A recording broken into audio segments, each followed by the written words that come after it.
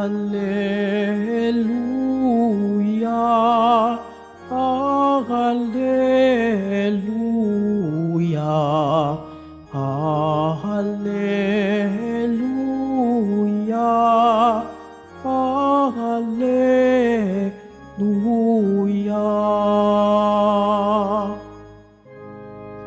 Ang tinig ko'y pakikinggan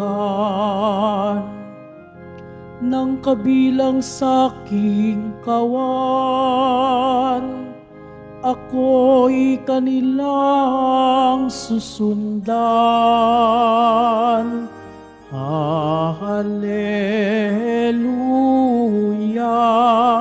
Hallelujah, Hallelujah, Hallelujah.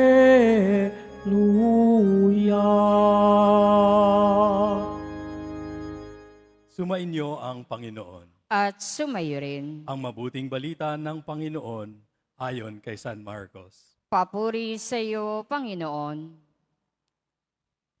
Noong panahong iyon, mula sa sinagoga, si Jesus ay nagtuloy sa bahay ni Simon at Andres. Kasama niya sina Santiago at Juan.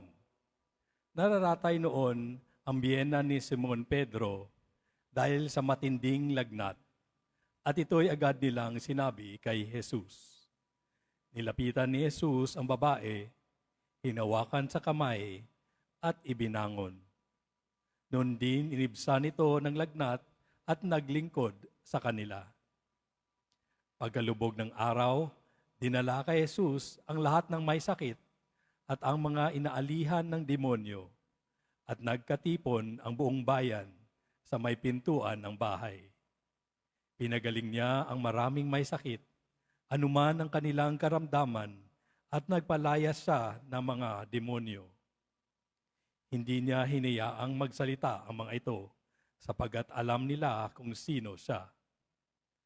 Madiling araw pa ay bumangon na si Jesus at nagtungo sa ilang napuok at nanalangin. Hinanap siya ni Simon at kanyang mga kasama. Nang siya ay matagpuan, sinabi nila, "Hinahanap po kayo ng lahat." Ngunit sinabi ni Jesus, "Kailangang pumunta rin naman tayo sa mga kalapit bayan upang makapangaral ako roon. Ito ang dahilan ng pag-alis ko sa Capernaum."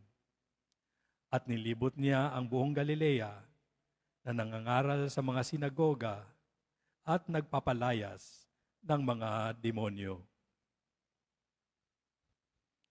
Ang mabuting balita ng Panginoon. Pinupuri ka namin, Panginoong Hesu Kristo. Magsiupo ang lahat.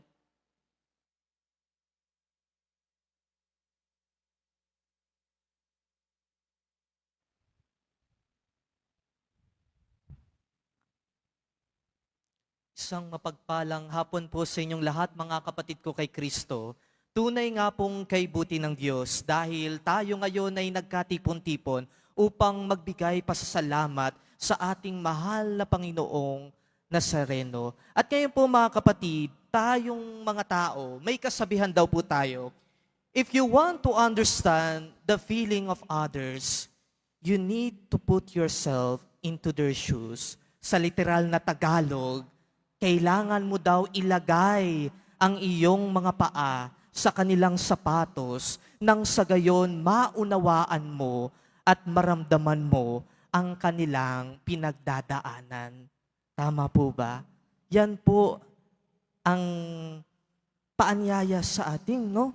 Na kapag upang maunawaan daw natin ng isang tao, kinakailangan ilagay natin ang ating sarili sa sitwasyon nila, sa sapatos na suot-suot nila. Bakit? Dahil marahil yung iba po sa atin dito, yung sapatos ng buhay nila ay sobrang luwag to the point na halos mahubad na, halos matanggal na sa kanilang pangapaa, na kung minsan sa buhay natin, marami sa atin ang halos bumibitaw na sa buhay. Bakit? Dahil hindi na nila makita ang Diyos sa buhay nila. Hindi na nila makita ang pag-asa sa kanilang buhay. O di kaya yung iba po, ang sapatos ng buhay na suot nila ay sobrang sikip naman. At sa sobrang sikip na ito, nahihirapan na silang maglakad, nahihirapan na silang magpatuloy sa buhay, na sa buhay natin, maraming mga pinagdaraanan na halos hindi na natin kaya, na halos sukuan na natin. O di kaya yung sapatos ng buhay na suot-suot natin ay tila bagay butas-butas na, sira-sira na sa buhay natin, napakaraming problema ang siyang daladala natin. Napakaraming pagsubok ang dumarating sa buhay natin. Napakabigat ng krus na ating daladala. Mga kapatid, bago po tayo mangusga, o di kaya'y napaka-importante po na maunawaan muna natin ang isang tao bago natin o huwag nating manghusgahan ang ibang tao. Bakit? Dahil hindi natin alam ang kanilang pinagdaraanan. Napaka-importante na tayo mismo makita, maramdaman ang kanilang kalagayan nang sa gayon tayo mismo ay makatugon sa kanilang pangangailangan. At yan din po ang ninais ng Diyos. At yan din po ang ginawa ng Diyos. Pero ang kaibahan lamang mga kapatid, hindi niya lamang inimagine, hindi lamang niya pinakiramdaman, bagkus siya mismo dinanas ang siyang dinadanas natin ng mga tao. Bakit?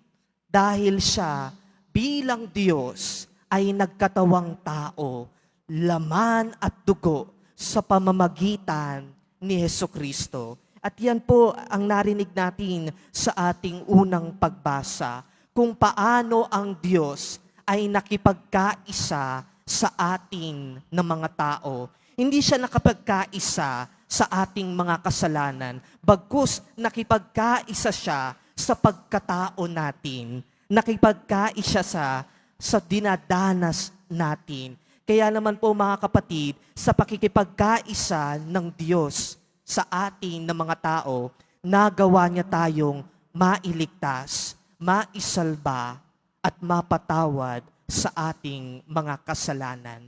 At yung kapatawaran, yung pagliligtas na handog ni Jesus para sa atin, yan po ay kitang-kita po natin sa kanyang public ministry, sa kanyang paglilingkod. At yan po ang ating narinig sa ating ebanghelyo ngayon, sa kung paano niya pinagaling, una sa lahat, yung biyenan ng ating apostol na sila Simon.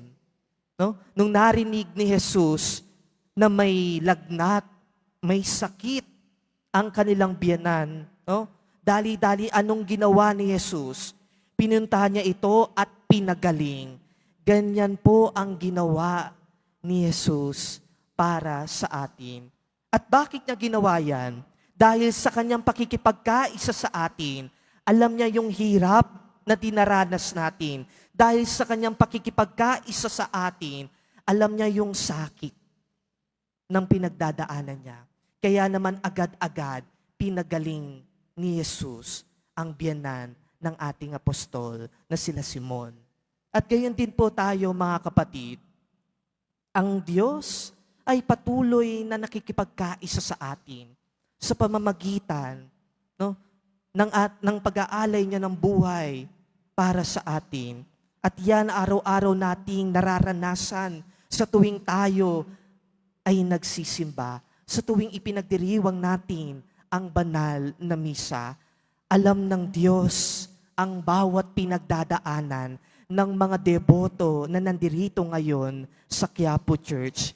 Iba-iba ang ating karanasan, iba-iba ang buhat-buhat nating krus, iba-iba ang ating mga problema sa buhay. Pero gayon pa man mga kapatid, ang pinaka masisigurado natin, naiintindihan ng Diyos ang ating pinagdadanasan, ang ating nararanasan sa buhay.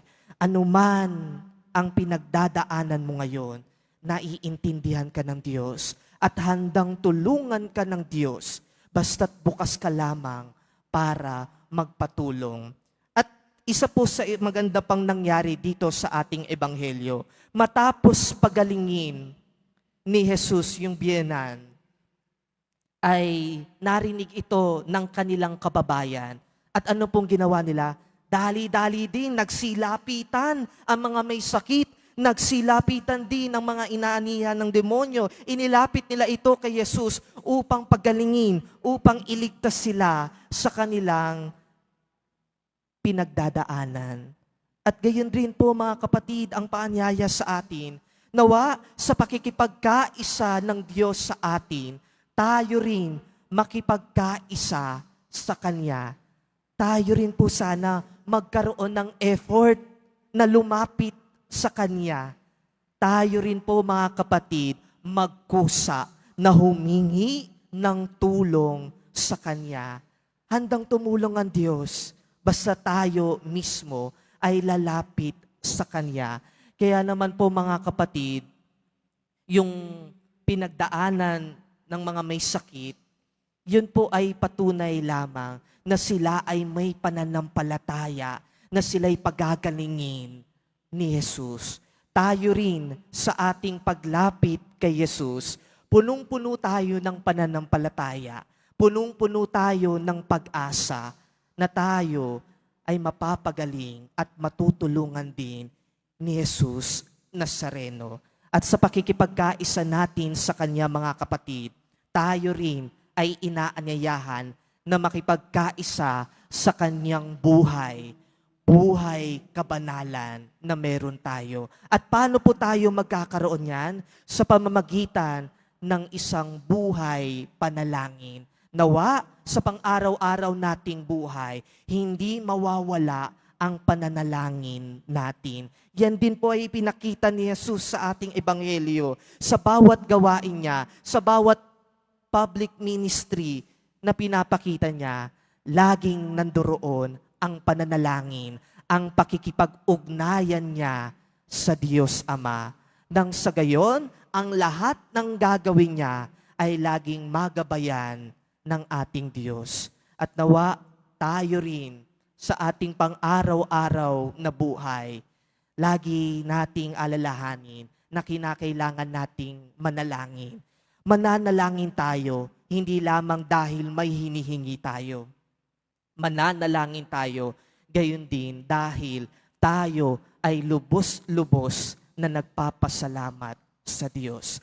Kaya naman po mga kapatid, sa pagtatapos ng aking pagninilay po, nawa po lagi nating alalahanin na nawa sa pakikipagkaisa natin kay Jesus, sa isang buhay kabanalan na meron din tayo, nawa patuloy nating matanggap ang handog ng pag-aalay ng buhay ni Jesus, ang handog ng kaligtasan, kagalingan, at tulong na maibibigay niya para sa ating lahat.